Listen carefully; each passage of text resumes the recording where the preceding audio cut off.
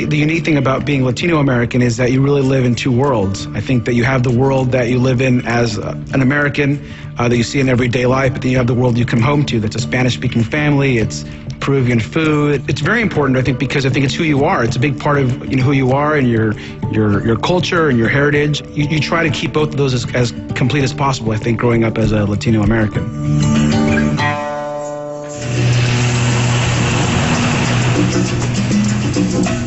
It's Sunday in Charlotte, North Carolina.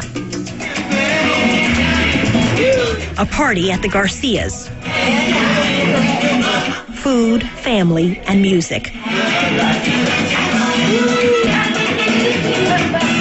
For Betty Garcia, it's a celebration of her Dominican culture.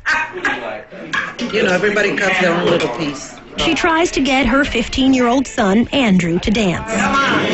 Andrew's response, no way.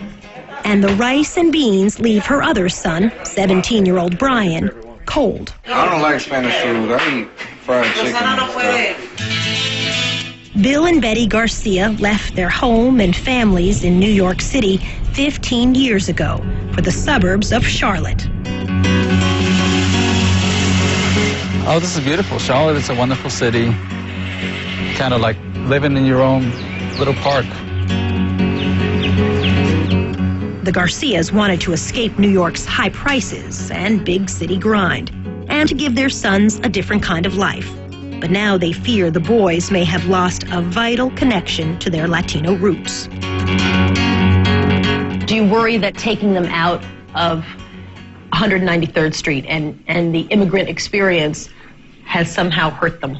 Well, I think about it often, yeah. I think that they don't have a good sense of who we think they are, as Latinos. Yeah, they say, my parents are Latinos. It's a struggle that plays out in Latino households across the country. How to preserve Latino heritage when surrounded by American culture. I thought that just because we are Latinos, by osmosis, they would be Latinos. Bill Garcia was born in New York City. He's Puerto Rican. Betty moved to New York from the Dominican Republic when she was 9. They met on the subway in 1988. Their first date at the Museum of Modern Art. Bill and Betty still call New York home.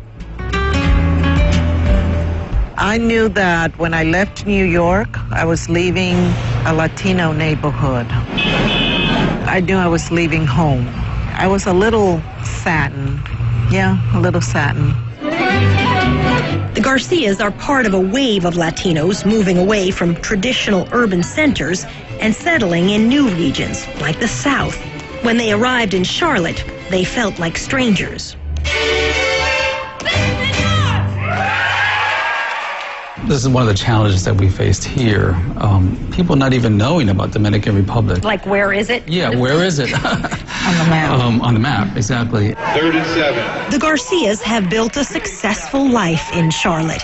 Bill has made a career working for nonprofit organizations. Tarzan! Betty is a school teacher.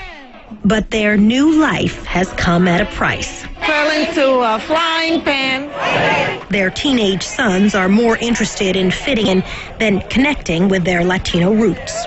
Andrew's a sophomore in high school and a football player. Brian's a senior who just got his driver's license. Where are you guys going? You have to be back before 9. You didn't tell me you had girls over here? Oh, he's showing off. Well, did you see these pictures? This is me at high school. Oh, man. Bill and Betty do what they can to expose the boys to their Latino heritage. Today, they're trying to get Brian and Andrew to help create a photo collage, part of an upcoming art exhibit on Hispanic culture in Charlotte. Come see. But Brian has little interest. Brian. And no interest in attending the opening of the art exhibit. So you want to go? No. Ugh. Well, okay. I'll see you later. My door. Please? It's been a little of a struggle for me to get them into it. Like a tug-of-war sometimes. Yes. Instead of the exhibit, the boys head to the mall. I guess I just wanted to chill. It's my heritage. I mean, I know. I want to learn, but not right now. Brian's reluctance is with the language. He failed Spanish last year. Vamos a empezar aquí. I don't speak that good Spanish. I can't speak it well enough to talk to somebody that's just in my ear. It turns out he's not resisting his mother's culture. He's unfamiliar. She thinks you're a little embarrassed of her, and you're rejecting your culture. She shouldn't think that. It's just, I don't know well enough. I wasn't raised like that. We were raised speaking English and going to McDonald's and stuff.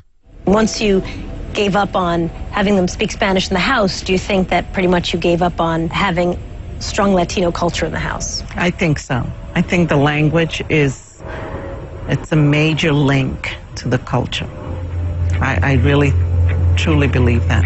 Their decision to speak English at home was a difficult one. Oh, do that one, Andrew, please. Life gets really tough. So I say, you know what? It's too hard to be, okay, esto es una naranja, okay? Pásame la naranja. And then, you know, and he's speaking to them in English, and the kids are like, okay. You regret it now, though. I do, very much. If I had the chance to start over, I would really make a conscientious effort to teach the boys Spanish.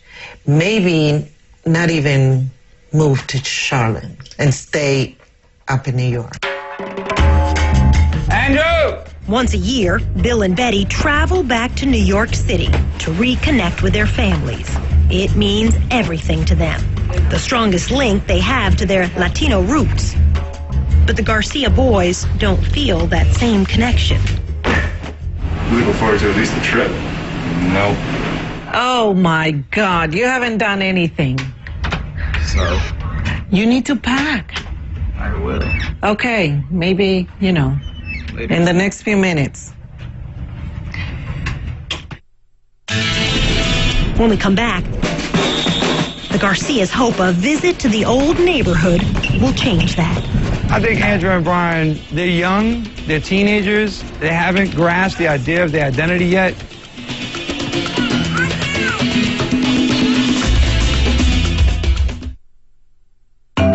It's what doctors recommend most for headaches. What doctors recommend for arthritis